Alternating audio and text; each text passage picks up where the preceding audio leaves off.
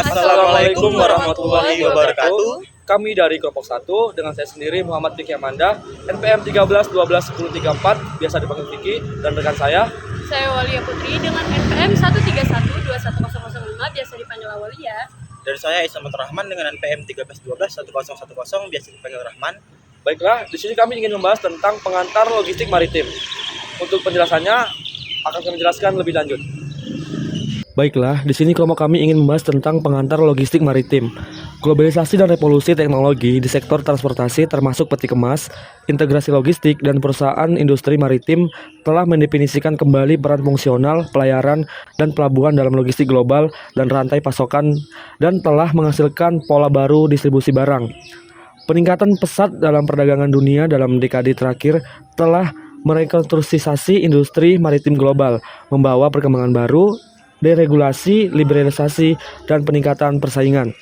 Telah terjadi perubahan dramatis dalam moda perdagangan dunia dan transportasi kargo yang ditandai dengan maraknya bisnis ke bisnis dan rantai pasokan terintegrasi.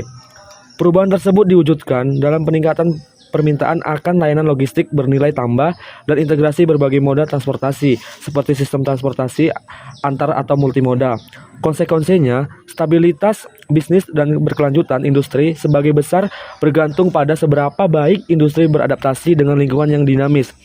Oleh karena itu, layanan logistik berkualitas tinggi dan integrasi sistem transportasi dan logistik yang efektif dan efisien yang ditawarkan oleh operator maritim, yaitu perusahaan pelayanan atau operator pelabuhan atau terminal. Telah menjadi isu penting, logistik maritim secara tradisional dianggap sebagai sarana utama untuk mengangkut suku cadang dan barang jadi, yaitu logistik keluar. Utama untuk mengangkut suku cadang atau logistik keluar tadi, dalam skala global dan baru-baru ini menarik banyak perhatian dari akademisi dan praktisi.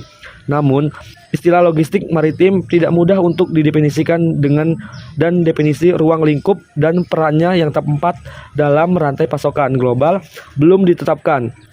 Edisi pertama dari buku Maritim Logistik 2012 ini dianggap sebagai pendekatan formatif pertama menuju pembentukan logistik maritim sebagai disiplin akademis dengan menetapkan batas disiplin, ruang lingkup, dan isi.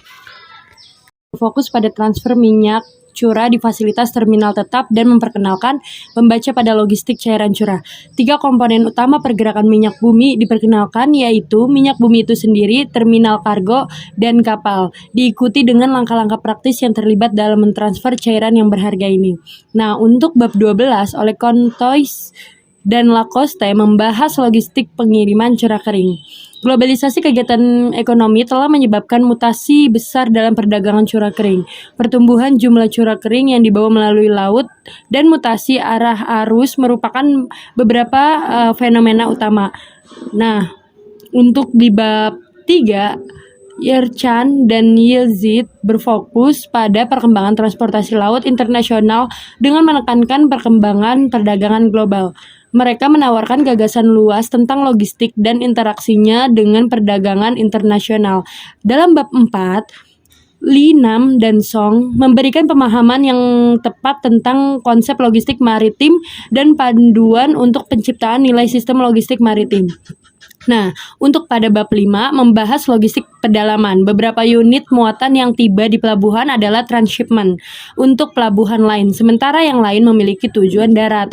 Terakhir, Osterman dan Osvalder dalam bab 6 berurusan dengan unsur manusia dalam operasi maritim dengan alasan bahwa mekanisasi otomasi teknologi informasi dan komunikasi telah membuat banyak tugas manual menjadi berlebihan.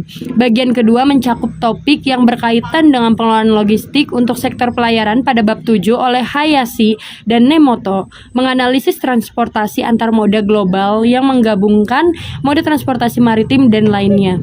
Nah, untuk pada bab 8, Ducret dan Noterbaum menganalisis jaringan layanan linier sebagaimana dikonfigurasi oleh jalur pelayaran peti kemas. Nah, pertumbuhan perdagangan peti kemas dunia selama beberapa dekade terakhir mencerminkan pasar yang menyatu di dunia. Pada bab 10, Baird berupaya menganalisis strategi jalur pelayaran peti kemas yang berkaitan dengan penyedia layanan logistik bernilai tambah. Valantasis, Canellos, dan Song mengkaji konsep baru yang berlaku untuk pelabuhan, terminal, dan logistik pedalamannya, logistik yang berpusat pada pelabuhan. Gagasan bahwa pelabuhan adalah penghasil perdagangan, dan perdagangan dapat ditelusuri kembali ke era Venesia. Pelabuhan baru-baru ini dicirikan sebagai jaringan bisnis. Dalam jaringan ini, perusahaan saling tergantung. Dalam konteks sistem holistik, hubungan antara perusahaan sangat penting. Bab ini berfokus pada pelabuhan di lingkungan logistik, sehingga definisi yang relevan harus digunakan. Di bawah definisi pelabuhan sebagai penghubung antara darat dan laut yang menyediakan fasilitas layanan untuk kapal komersial dan muatannya, serta kegiatan distribusi dan logistik multimoda terkait.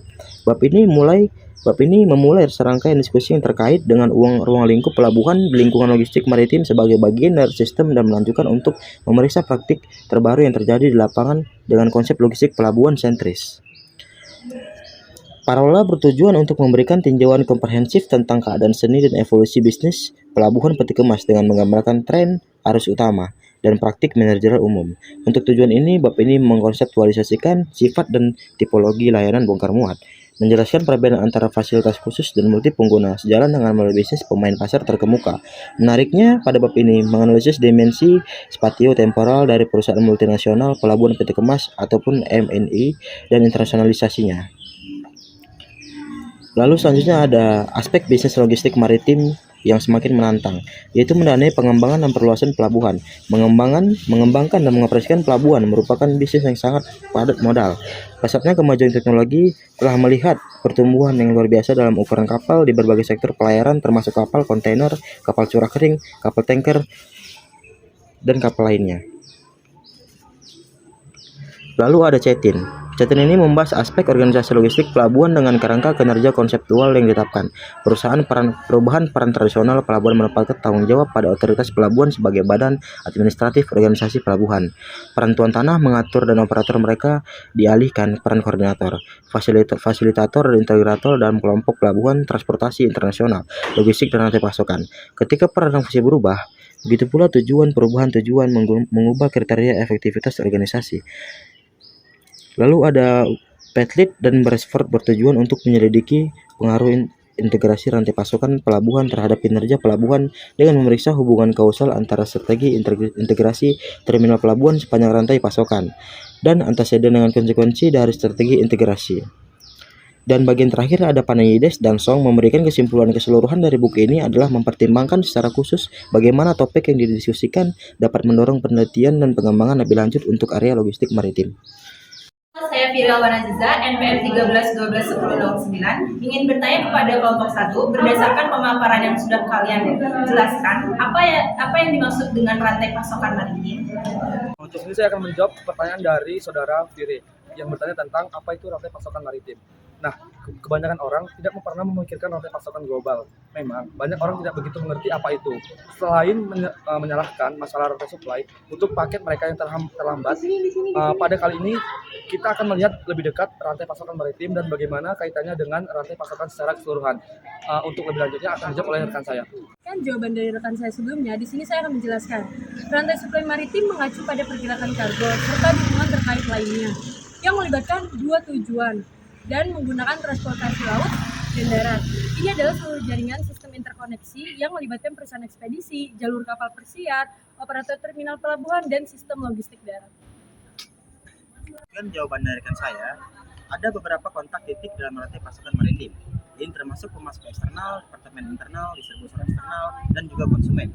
Semua bagian ini harus bergerak bersama dalam konser dan terlebih lagi memperhatikan pengaruh penting seperti harapan pelanggan, inovasi teknologi, globalisasi, persaingan, serta peraturan pemerintah yang berkelanjutan. Itu saja pemaparan dari kami kelompok 1. Kurang lebihnya mohon maaf. Assalamualaikum warahmatullahi wabarakatuh.